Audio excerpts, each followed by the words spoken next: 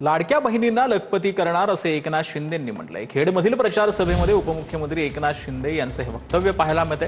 हप्ता न मिळालेल्या लाडक्या बहिणींना 4,500 रुपये मिळणार असल्याचं देखील शिंदेंनी म्हटलं आहे।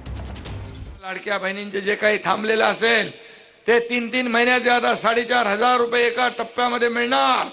कुठल्याही परिस्थितीमध्ये कुणाचाही माईकाला आला तरी लाडकी बहीण योजना कधीही बंद होणार नाही।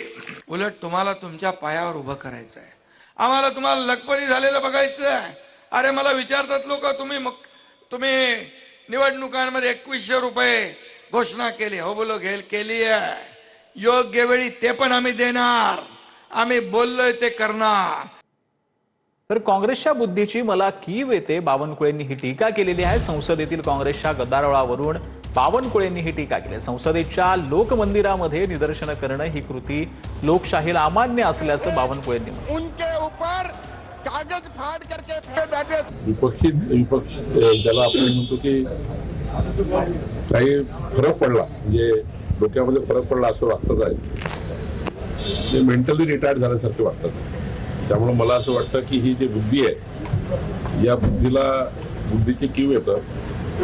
एकीकडे संपूर्ण जगभर, संपूर्ण देशभर पंतप्रधान नरेंद्र मोदीजींना जी मान्यता आहे आणि संसदेच्या लोकमंदिरामध्ये अशा प्रकारच्या प्रदर्शन करणे, अशा प्रकारची कृती करणे हे लोकशाहीला मान्य नाही। तर जत तालुक्यातील पुढारी एका बाजूला एकवटलेत, पण जनता भाजपच्या बाजूने एकवटली असं गोपीचंद पडळकर यांनी म्हटलंय। भाजपचे आमदार गोपीचंद पडळकरांचा विरोधकांवर हा निशाणा पाहायला मिळतोय। कुणालाही विरोध करायचा नाही, लोकांसाठी काम करण्याचं ठरवलंय असं देखील पडळकर यांनी म्हटलेलं आहे। पुढारी आणि पक्ष आमच्या विरोधामध्ये एकवटलेत आणि लोक आमच्या बाजूने एकवटलेत। फरक असा आहे, पुढारी एका बाजूला झालेत आणि जनता एका बाजूला झाली आहे। त्या सर्व जनतेचं पाठबळ आमच्या सर्वच उमेदवारांना आहे। माझ्यात बदल झालाय जतसाठी, त्यामुळे मला इतक्या टीका मी पहिल्यांदाच सहन केलेत। मी कधीच त्यावर रिॲक्ट झालो नाही आणि पुढेही होणार नाही, कारण हा माझा मतदारसंघ आहे। मला इथं राजकारण खालच्या पातळीचं करायचं नाही, मला विरोधाला विरोध करायचा नाही। जरी कोणी मला विरोध करतंय म्हणून मी त्याला काही सिरियस घेत नाही। मी लोकांच्यासाठी काम करायचं ठरवलंय। तर सांगलीच्या जत तालुक्यातील 65 गावांचा पाण्याचा प्रश्न डिसेंबरपर्यंत सुटेल।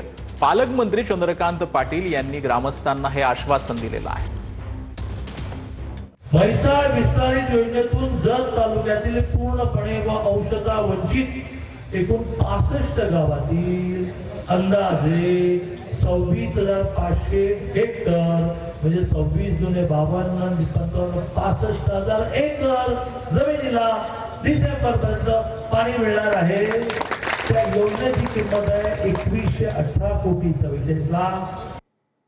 तर देशाच्या हितासाठी काँग्रेस खासदार निलंबित होत असतील तर अभिमान आहे, काँग्रेसचे नेते नाना पटोले यांनी हे वक्तव्य केलं।